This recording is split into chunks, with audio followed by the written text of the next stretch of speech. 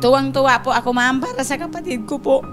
Hindi na po ako mamamroblema araw-araw kasi po, ma'am, bago po matulog. Ang tagal ko talaga makatulog kasi tinitingnan ko po, ma'am, yung sitwasyon po ng kapatid ko. Tapos yung 3 anak niya po, talagang kahit kapatid ko po siya, ma'am, ako po talaga, ma'am, yung nahihirapan sa sitwasyon po. Kasama natin ngayong hapon si Emily Lorenzana at ang kanyang alalahanin ay ang natamong bali ng kanyang kapatid na si Aiza Susa matapos itong madisgrasya sakay ng motorsiklo. Dahil sa aksidenteng ito, ang kaliwang paa ni Aiza ay kinakailangan sumailalim sa isang operasyon. Magandang hapon, Ma'am Emily. Magandang hapon po, sir.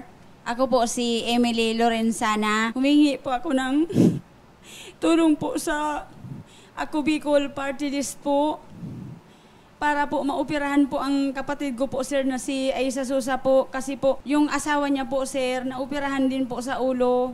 Si Aiza na lang po, sir, ang naghahanap buhay po. May 3 po siya, sir, na anak. Maaari nyo bang maikwento sa amin, ma'am, paano po nangyari itong aksidente? 9 AM po, sir, papunta po sila ng Legazpi. Kukuha po sila, sir, ng paninda po na manok. Apo? Tapos pagdating po sa barangay Tabon-Tabon, Daraga Albay po, may mabilis daw pong kotse, sir. Tapos umilag po yung asawa niya, sir.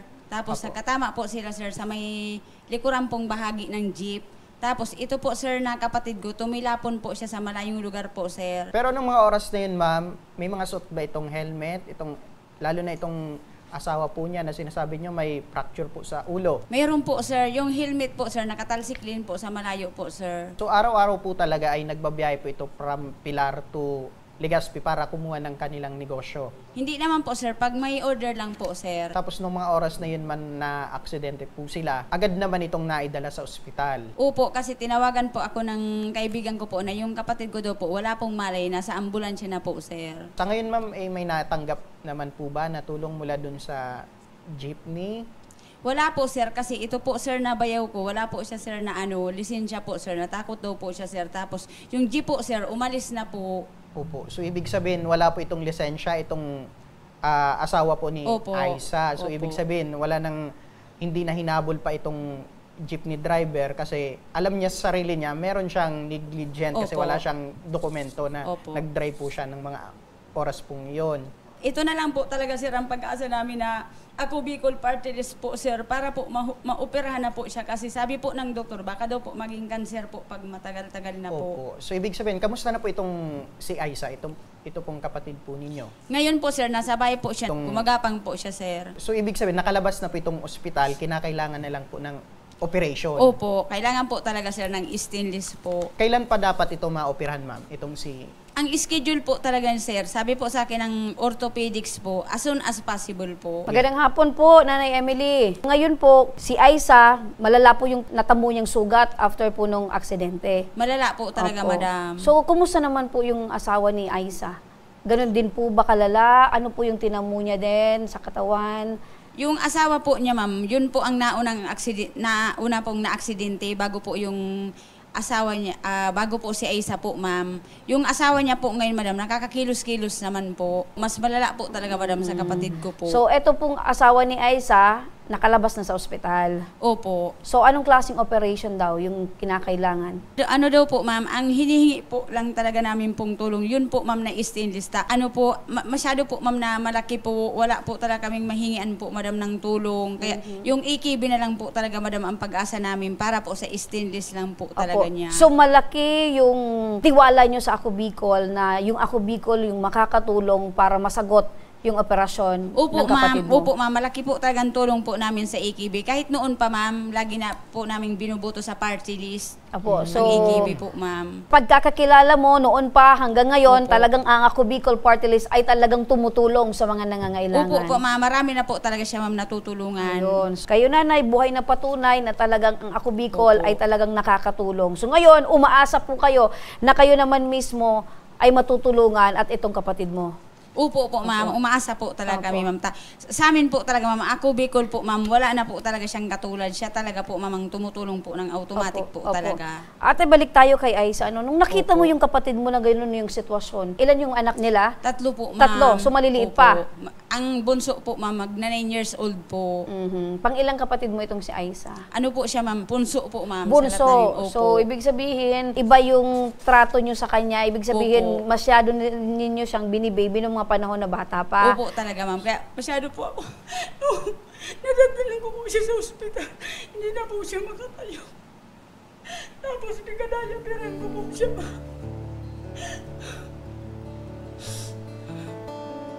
Awang-awa po kayo sa kapatid po ninyo. At talagang gumawa po kayo ng paraan para makahanap po ng makakatulong po sa pangangailangan po ni Aiza. Kaya ano po talaga, ma'am, ito na lang po talaga, ma'am, na AKB ang pag-asa ko po, ma'am, para po sa kapatid. Opo. Paano po natutususan nila yung, siyempre, yung pangangailangan po ng kanilang mga anak? Tapos ngayon, meron pa pong gamutan. Ako po, ma'am, nagtitinda po ako kahit ano, ma'am, mga gulay po, ma'am. Yung ano, pinapatinda po ako, madam, ng kumari ko. Sa akin lang, madam, yung dilensya po, baga, ma'am.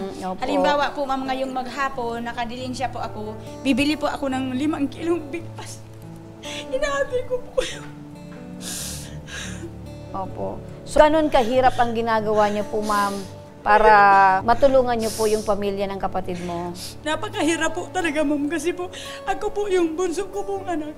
Mag 7 years old pa lang po. Parang yung obligasyon niyo po na doble. Opo. Aside doon po sa mga anak ninyo, meron pa po kayong mga pamangkin na inaasikaso din. Sa totoo lang po, ma'am, hirap na hirap po talaga ako kasi mahirap din po kayo, ma'am. Kaya iniisip ko na lang po, ma'am, wala po talaga sa kanya, ma'am, tutulong na iba. Opo. Ano pa man, ate, kapatid ay kapatid. Ano po, ganyan talaga, ate, ano, ang pagmamahal ng isang ate sa kanyang kapatid. So, ang kahilingan mo ay matulungan po kayo sa operasyon. Opo, yun, kahit po sa ano po, mga pagkain po, okay, wag na po yun. Basta po yung sa stainless lang po talaga, madam. So, nasa magkano daw ito, yung estimate sabi ng doktor? May ano na po, sir, may binigay na po si Doc, 916,500,000 po, ma'am. Halos. Halos 1 milyon ang Opo. kinakailangan po Opo. ninyo.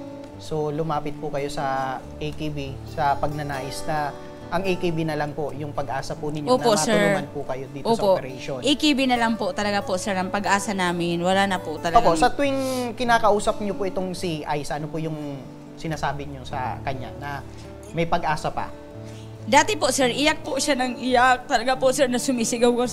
Sabi niya, sir, wala na daw pong pag-asang buhay niya. Tapos, tinitingnan niya po, sir, yung 3 anak niya. Sabi niya, paano ko kaya sila bubuhayin? Ngayon po, sir, ano po, yung cellphone ko po, pasira na, nakita ko po yung AKB. Doon po, sabi ko po, kahit hiyang-hiya po talaga ako, sir. Sabi ko, tatanggalin ko ng hiya ko para sa kapatid ko talaga, sir. Opo, alam niyo po, nanay, ang paghingi po ng tulong ay hindi dapat ikinakaya. Lalo na para po sa kapatid mo na nangangailangan, mas masama na, mas ikakaya yung nagnanakaw at gumagawa Opo. ng masama. Pero ang paghanap po ng makakatulong ay hindi po yan masama. Lalo na, ang nilapitan niyo po ay ang Ako Bicol Party List. Dahil Opo, po dyan- idol ko talaga yan, madam. Apo, Ang dahil ako po big dyan, po talaga. nanay, para sa kahilingang ito, kasama natin ngayon si Ma'am LV Sedeño. Siya po ang coordinator ng Ako Bicol Party List. Magandang hapon, Ma'am LV. Yes po, magandang hapon kay Nanay and sa inyo, Mr. Remy. Magandang hapon po. Ayan, Ma'am LV, narinig niyo po ang aming usapan na nangangailangan po ng operasyon ng kanyang kapatid. Ano po yung maitutulong ng Ako yun din Bicol? po, lagi kong sinasabi, yun po ang sabi sa atin ni Kong Saldi, na Kong Garbin. Lahat po ng kailangan tulungan, itutulungan natin. Si Kong Saldi po nagbigay na ng malaking fund sa BRHMC para po yung mga katulad nating indigent families, indigent patients. Mailibre po natin ano? Nanay, yung pong stainless ng kapatid niyo, wag niyo pong paproblemahin kasi sasagutin po ng Ako Bicol Party List. Maraming salamat po. Maraming salamat po sa AKB. I-refer po namin kayo sa DSWD as yung guidelines po kailangan natin sundin. Maraming Pero salamat rest po, assured ma'am. po, nanay, na wala kayong babayaran, ha? Maraming salamat po, ma'am. Lalong-lalo na po sa iyo kasi po kanina po talaga ninervyos po talaga ako as in. Ang Pagka bait niya pala, nervyos. sir. Ano po yung masasabi niyo po? Masasabi ko po, maraming salamat po sa Ako Bicol Party List po. Lalong-lalo na po kay Congressman Saldi ko po. Ang gagawin po natin, nanay, pagbalik natin ng BRHMC, lalakarin natin lahat ng kailangan para ma-zero balance po kayo. Ano? Opo. Dadaan lang tayo ng medyo may dadaan ng proseso, pero po rest assured na ang sabi ni Kong Saldi and ni Kong Pido, tulungan kayo na maging zero balance na wala kayong sasagutin kahit piso. Ano po? Ayun. Opo, maraming Yung salamat pagkain lang po, yung ma'am. problemahin natin, and then yung mga gamot po sa operasyon, upon admission, yung mga test na gagawin, ililibre po natin. Ano? Opo. Maraming salamat po, Huwag na ma'am. po Lalo-lalo na po sa AKB party list po. Opo, Ma'am LB, kung meron kang mensahe kay Ma'am, kasi nakikita natin na talagang mapagmahal itong kapatid sa kanya. Kasi si Ma'am LB talagang, kung hindi nyo po nalalaman, si Ma'am LB talagang mapagmahal din na kapatid sa kanya mga kapatid. Opo. Kasi maga kami iniwan ng nanay namin, maliliit pa sila. Ako na yung nagpalakas sa kanila. So, alam ko po yung nararamdaman ng kapatid bilang panganay. Alam ko yung nararamdaman ng mga kapatid na panganay sa mga bunsong mga kapatid niya. Once na nangangailangan ng tulong, kailangan talaga natin nandun tayo para sa kanila. Yan ang tunay na pagmamahal ng kapatid sa kapatid. So, kumusta po ate ang pakiramdam mo ngayon? Sa ngayon po, tuwang-tuwa po ako, ma'am, para sa kapatid ko po. Hindi na po ako mamamroblema araw-araw kasi po, ma'am, bago po matulog. Ang tagal ko talaga makatulog kasi tinitingnan ko po, ma'am, yung sitwasyon po ng kapatid ko. Tapos yung 3 anak niya po, talagang kahit kapatid ko po siya, ma'am, ako po talaga, ma'am, yung nahihirapan sa sitwasyon po. Talagang yung malaking halaga ng pera, parang di mo alam kung saan mo kukunin. Opo, Pero talaga, gusto mong matulungan yung kapatid mo, kaya gumawa ka ng paraan at lumapit ka sa Ako Bicol Party List. Opo, ma'am. Kahit po, alam mo po yung, ma'am, talagang kabang-kaba po talaga ako, sabi ko, para po sa kapatid ko, gagawin ko po ang lahat. Kakapalan ko po talagang mukha ko. Ayan. So, may bunga naman ang maganda po. Yung sabi mo na kinapalan mo yung mukha mo, pero hindi po yun masama. At huwag nyo pong ikakahiya yon. Dahil kami po ay saludo po sa inyo dahil mabuti po kayong kapatid. At hindi pa po dyan nagtatapos sa ate ang aming pong tulong at dito po sigurado magpapasalamat pa po kayo. Tanggapin nyo rin po itong bigas na handog po sa inyo ng Ako Bicol Party List. Ayan, at partner, maliban sa bigas, meron din siya na gardenia bread na galing sa Gardenia, Philippines. Ito ang tinapay na kahit walang palaman, Masarap. Sige Wala lang, po ate. ako masabi, ma'am, basta po, thank you very much po talaga. Thank you very much po sa Ako Bicol Party List po. Lalong-lalo na po kay Congressman Saldi ko po. Tapos kay si Sir Garvin po. Ayan, kung talagang labis yung pasasalamat mo, kung meron kang kanta para kay Congressman Saldico at Congressman Pido, ano po yun? Para po kay Congressman Saldi ko po, ito lang po masasabi ko. Salamat, salamat. Yon, partner. Sariling version. Sa sariling version siya. At least, yung pasasalamat talaga nandun. Maraming salamat po. Again po, maraming salamat po talaga sa Ako Bicol Party List po. Ayan. Wala so, po walang akong masabi humpay po. na pasasalamat. Maraming salamat din, Ms. LB Sedeño, ang Thank you coordinator so ng much Ako Bicol Party List. At ayan, nanay, meron po kaming staff na aalalay po sa inyo hanggang sa Opo. mga susunod na proseso upang matanggap nyo po itong tulong mula sa Ako Bicol Party List. Opo, thank you very much po, sir. Parang hindi matatapos yung pasalamat. pasasalamat ni ate hanggat matapos yung programa natin, partner. Apo. At kung meron ka mga kababayan na nangangailangan ng tulong medikal, nandito po ang Ako Bicol Party List. Handang tumulong po sa inyo. Isa ka pong marites. Sa kabutihan po. Ayan. Opo. So, imarites mo na ng Ako Bicol Opo. Party List ay laging handa sa pagtulong sa ating mga kababayan. Opo. Thank you very much po. Maraming salamat po. Hindi na tayo matatapos Yan, sa salamat. matatapos sa Thank you pasalamat. very Sige. much. Maraming salamat po, ate.